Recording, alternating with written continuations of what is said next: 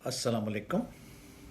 हमें ज़िंदगी में बाज़ औक़ात बड़े बड़े वाक़यात का सामना करना पड़ता है और उस वक्त हमारे रद्दअमल भी बड़े हो सकते हैं जो कि अमूमन नॉर्मल होते हैं। लेकिन ज़िंदगी में अक्सर बातें, वाक़यात और गलतियाँ छोटी छोटी होती हैं जिनको हमारा दिमाग ज़्यादा अहमियत देता है और इसको हम मैक्सिमाइजेशन बोलते हैं या बहुत ज़्यादा अहमियत दे देता है जिसको हम कैटास्ट्रोफाइजेशन बोलते हैं। इसकी बेहतरीन मिसाल पैनिक डिसऑर्डर या शदीद घबराहट की बीमारी है, जिसमें मरीज़ एक छोटी सी अलामत को किसी बड़ी बीमारी या ख़तरनाक बीमारी की निशानी समझना शुरू कर देता है। हालांकि पैनिक डिसऑर्डर एक आम और काबिल इलाज बीमारी है जो ज़िंदगी के दौरान 2 से 6% लोगों को होने का इम्कान होता है और इससे ख़वातीन ज़्यादा मुतासर होती हैं। ये वीडियो इस बीमारी के इस पहलू के नफ्सियाती इलाज के बारे में है। उम्मीद है आप इसे काफ़ी मुफीद पाएंगे। आपको जब कभी शऊरी या लाशऊरी तौर पर किसी अंदरूनी या बैरूनी ख़तरे का एहसास होता है तो आप खौफ वाली कैफियत महसूस करते हैं। इस खौफ की वजह से आपके बदन में कोई कीमियाई मादे बनते हैं जैसे नॉर एड्रेनलिन या एड्रेनलिन। इन कीमियाई मादों की वजह से आपके बदन में कुछ अलामतें ज़ाहिर हो सकती हैं जैसे दिल की धड़कन का तेज़ हो जाना। इन अलामतों को आपका दिमाग एक बड़ा मतलब दे सकता है। जैसे अगर आपके दिल की धड़कन तेज़ हुई तो आपके जहन में ये सोच आ सकती है कि आपको दिल की बीमारी होने वाली है।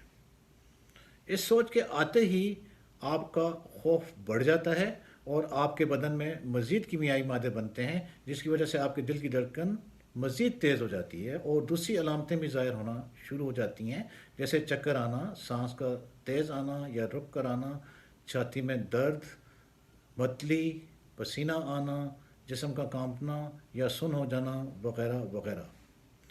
इन अलामात से आप ये नतीजा अखज़ कर सकते हैं कि आपको बस अब दिल का या फालज का दौरा पड़ गया। इस ख्याल के आते ही आपका खौफ शदीद हो जाता है और आपके जिस्म में मज़ीद कीमियाई मादे बनते हैं और आप इंतहाई घबराहट वाली कैफियत में जा सकते हैं जिसमें आपको लगता है कि बस अब आप मरने वाले हैं।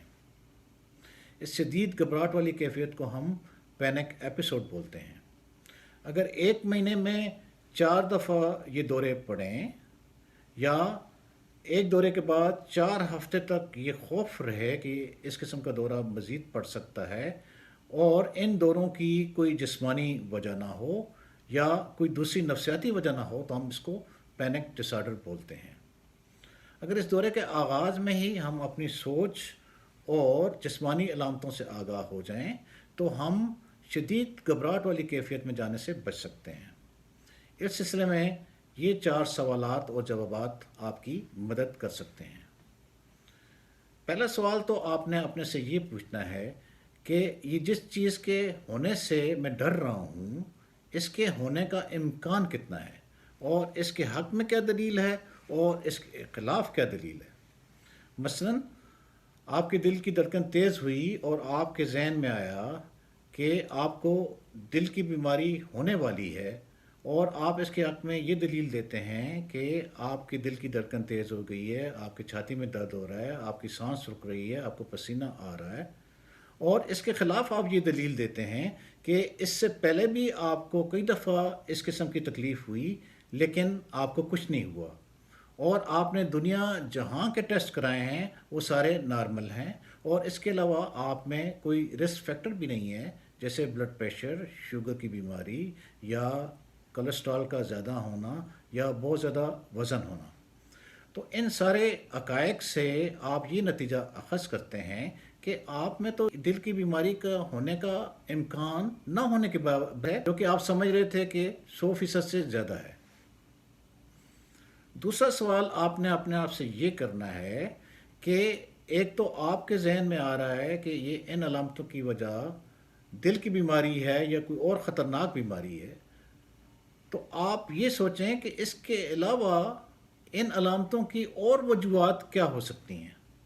मसलन दिल की धड़कन तो जब परेशानी होती है या एंग्जाइटी होती है उसमें बढ़ जाती है। जब आप चाय कॉफ़ी पी लें اس میں بھی بڑھ جاتی ہے، جب آپ تیز چل کر آئیں یا آپ کو بخار ہو اس میں بھی بڑھ جاتی ہے۔ تو آپ کی صورتحال میں زیادہ شواہد تو اس بات کے ہیں کہ آپ کی یہ ساری تکلیفیں پریشانی یا انگزائٹی کی وجہ سے ہو رہی ہیں۔ تیسری بات آپ نے اپنے سے یہ پوچھنی ہے کہ کسی خطرناک بیماری کا تو کوئی ثبوت نہیں ہے، تو اس صورتحال میں حقیقت میں کیا ہو جائے گا اور زیادہ سے زیادہ کیا ہو جائے گا؟ اور آخری بات آپ نے اپنے سے یہ کرنی ہے کہ سیریس بیماری یا دل کی بیماری کا تو کوئی ثبوت نہیں ہے، لیکن اگر کسی سٹیج پہ اگر کوئی چھوٹی موٹی کوئی بات ہوئی، کوئی بیماری ہوئی یا کوئی اور بات ہوئی، تو جب ہوگی تو دیکھا جائے گا۔ آپ اپنے آپ کو یہ اعتماد دیں کہ اگر مجھے کسی سٹیج پہ کوئی بیماری ہوتی ہے تو میں انشاءاللہ اس سے نمٹ لوں گا، اور اگر کسی کی مدد کی ضرورت ہوئی تو وہ مدد لے لوں گا۔ یہ سوالات جوابات کر کے آپ حقیقت سے قریب تر آ سکتے ہیں، اور جو خیالی جان لیوا بیماری میں آپ مبتلا ہو چکے ہیں اس سے باہر نکل سکتے ہیں۔ یہ سوالات جوابات آپ اس وقت بھی اپنے سے کر سکتے ہیں جب آپ کا دماغ ایک چھوٹی سی بات کو بتنگڑ بنا رہا ہو یا اس کو بہت زیادہ اہمیت دے رہا ہو۔ ریسرچ یہ بتاتی ہے کہ سکائٹرسٹ کی تجویز کردہ دوائیوں کے ساتھ ساتھ اگر آپ بات چیت کا بھی علاج کرائیں تو پینک ڈس آرڈر یا اس قسم کی دوسری بیماریوں میں زیادہ مؤثر ثابت ہوتا ہے، اور پینک ڈس آرڈر عموماً 6 مہینے میں 80% لوگوں میں ٹھیک ہو جاتا ہے۔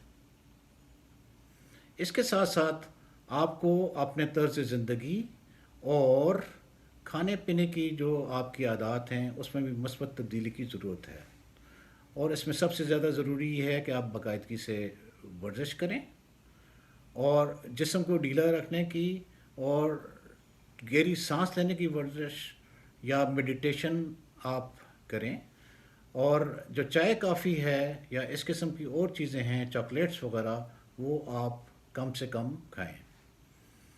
اس کے علاوہ آپ کی زندگی میں جو حل طلب مسائل ہیں ان پہ توجہ دیں۔